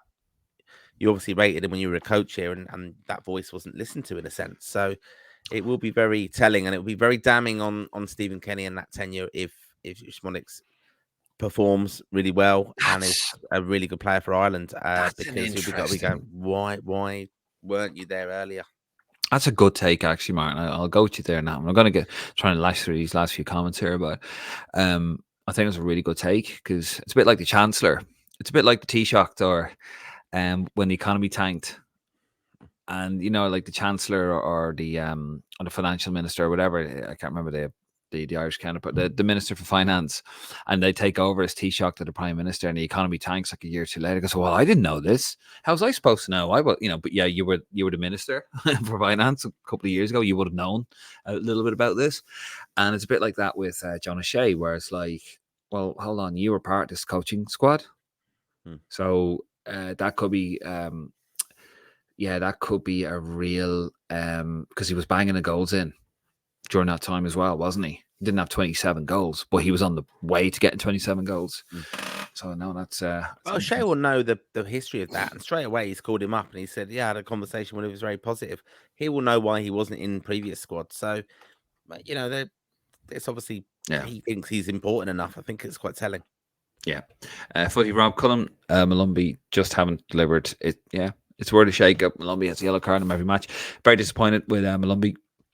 I touted him as an Irish future Irish captain. Don't know. I like that bit of nasty, that bit of niggle in him. But I don't know what's really happened there. But yeah, he's gone off the boil. Tig Brereton, sorry guys, Brereton, sorry, jumped in late. What's the crack with Ryan Manning? Ill. He is ill. Morris Shorthall, happy Sammy Smodix Day.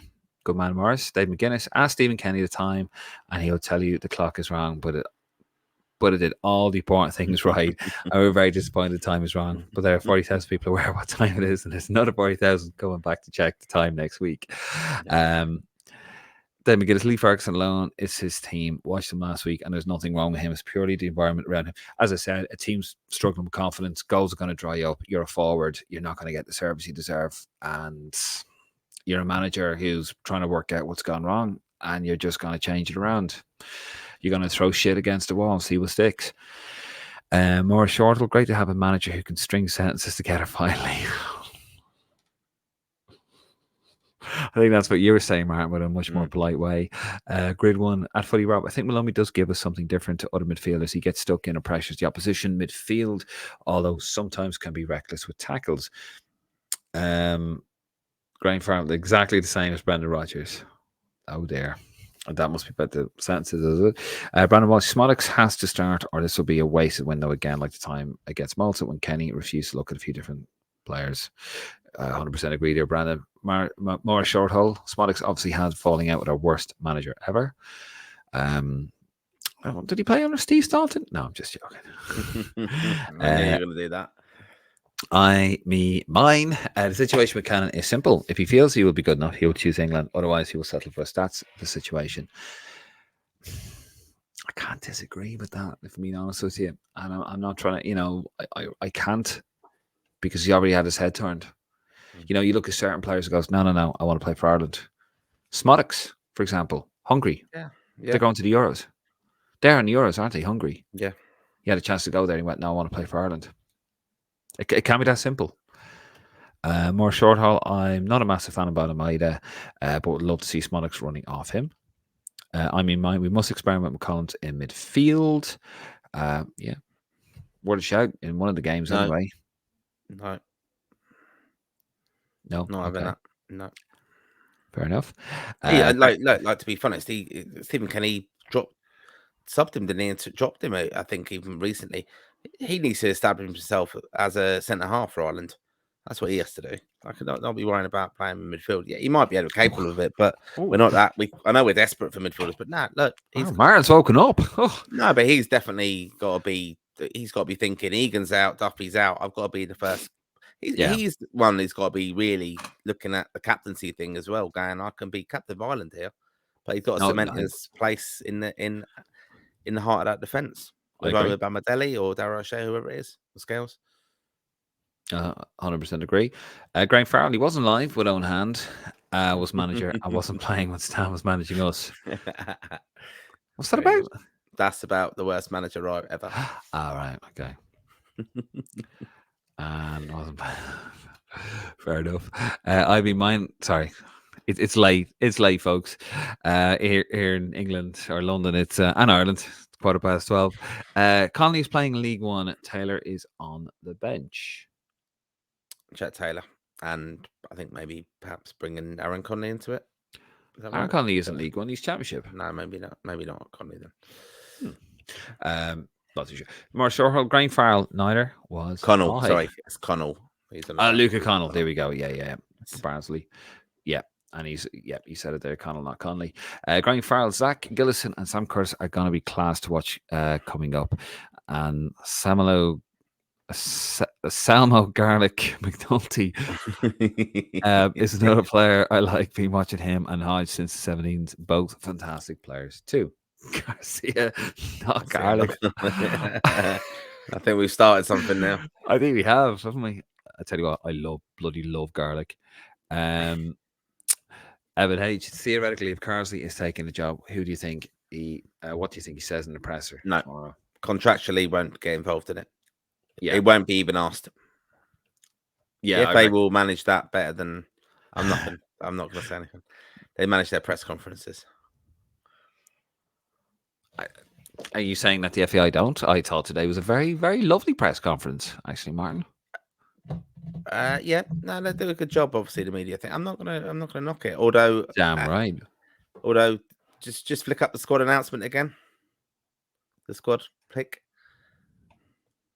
Yeah, Andrew Omobamidele. Never heard of him. Don't know what you're talking about. No, okay. I'm just being bitchy. It's late. I'm being bitchy. You are being such a bitch. Do you know that? Graham Farrell, just get into the right areas and let the skillful players do the magic. No need to make 30 passes before getting into the opposition half. Crosses into the box and small ball, or whoever plays behind Ferguson, making late runs into the box. Now, football is a simple game. You don't have to overcoach. And you can't play good football on physical. You just get the ball, as you said, ball to the right areas and then play your stuff. Let the floor players do the magic. Give them the freedom and the encouragement to play the game. Daniel Graham, maybe we should be more grateful for Brady. He did score that goal against Italy in the Euros, arguably our last biggest moment of Irish football. I think you are seriously underplaying my first ever media lanyard, Daniel. That was the one. That was the one in 2019. No, you are right. I was there that night. I was pissed until half time and sobered up because I lost my wallet. Cheap Heat Productions podcast. How you Cheap Heat Productions podcast. That are you a wrestling podcast, Cheap Heat? That's I'm not going to start bloody going on about wrestling. no, I mean it's too. But if you are, well, welcome to the floor. Keller has to start big time game. Has to start big time games lately. Yeah, absolutely. He's been fantastic. Stephen Ring. Maybe Alexis got to Nick first and is now working her way through the group. She hasn't got to me, Stephen, and it's been a barren few weeks. Got a Hoover there the other day. Never mind. Neri Nike, David, you and Martin are great. Well, I'm great. I don't know about him, but it's always best when it's a threesome. Oh, you saucy. Oh, right. Oh, podcast. Okay. Yeah. Owen, great Limerick manager. Owen Hunt, says Raymond McInerney. Very unlucky. With Ireland, he was. Deck Finnegan, O'Dowd got man of the match against Bulgaria. 1-1. Yeah. When was that? When was that? Bulgaria. Was that Kenny's first game? David, are you the only Liverpool fan that wants Gallagher to play? I don't think so. I'd imagine a lot of Liverpool fans want him to play. Or do you mean in case he gets injured because Alisson's already out at the moment? Yeah, I think. Look, I mean, and that's the thing with Keller. He always gets injured on Irish duty. He got injured last time, didn't he, for a while? And Klopp had to go with the FAI. Do you remember that, Martin? Yep. Interesting. Raymond McInerney, Tardelli slag Chippy for the rain. Not sure what's going on there. About. Oh, I don't know. Graham Farrell, Kenny to get the Bows job and bring them down. Amazing. Oh, proper shit house right there from Graham. Was there an 82 when we beat them? We even had rugby players on our team. Says Rain McInerney. I think I've got involved in a conversation there. Dave McGuinness, did someone compare Kenny to Owen Hand and suggest Owen Hand was inferior? I was alive and went to Hand game, and that person is on crack. Oh, I do not know. I mean, mine. We have numerous centre halves. We are seriously lacking in midfield, and I think Collins would make a big difference in there. Graham Farr, the FAI handled that Glenn Hoddle presser right in '98, didn't they? Yeah. Did you ever read that where he says Gaza? I think Gary Neville talked about it, where Gazas, they were all queuing up to learn if they were going to France or not. And he just stormed in and he said he wasn't, and he smashed the room up. Yeah, trashed it, yeah. Raymond McInerney, Limerick United matches.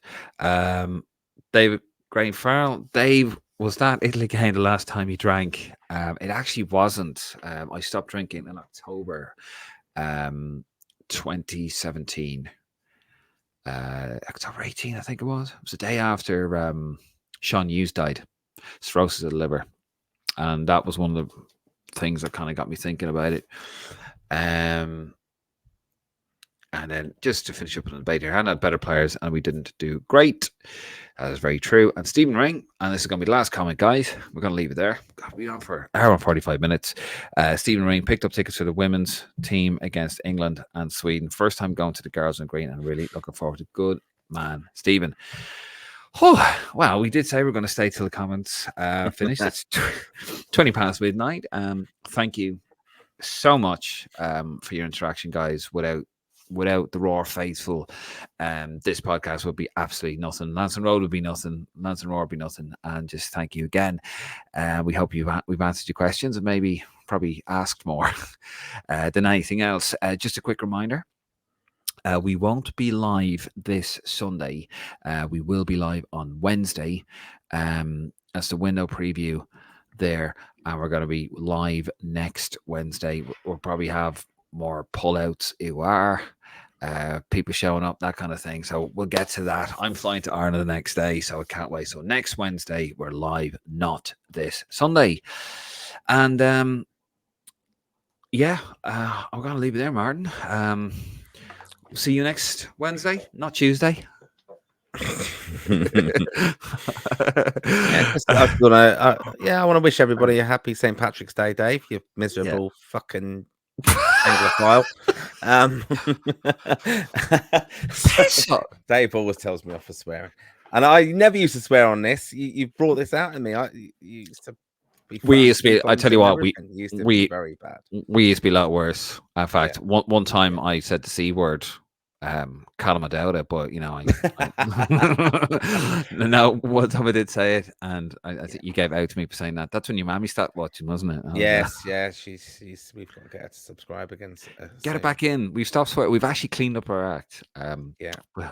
No, we'll wish everybody a happy St. Patrick's Day, and we'll be obviously covering all the latest news. I'm in the parade on Sunday, so looking forward to that, as I said, and just thanks everyone for your support. Martin's dressing up as a big ticket. It's a big fucking ticket in London. Anyway, we're going to leave it there, guys. Thank you so much, as always. If you like what you hear, love what you see, please subscribe to the YouTube channel. We're trying to grow that. Scan a QR code, head over to our Facebook, Instagram, and our Twitter. Do join us throughout the international window. We're going to all the games. We're going to be live before the usual stuff we do. We're live when the team's announced. We're live straight afterwards to get your opinion, and we're going to have a few shows in between. I'll be going to all the press conferences if I'm not dead store like I was last year, and it's going to be fantastic. So Lansdowne Roar is the only place you need to go other than the games itself to follow the boys in green. We're going to leave it there. I'm David Dunn. He's Martin Prendergast. This is Lansdowne Roar. We're out of here. Thank you very much. Good night. God bless. And sweet dreams.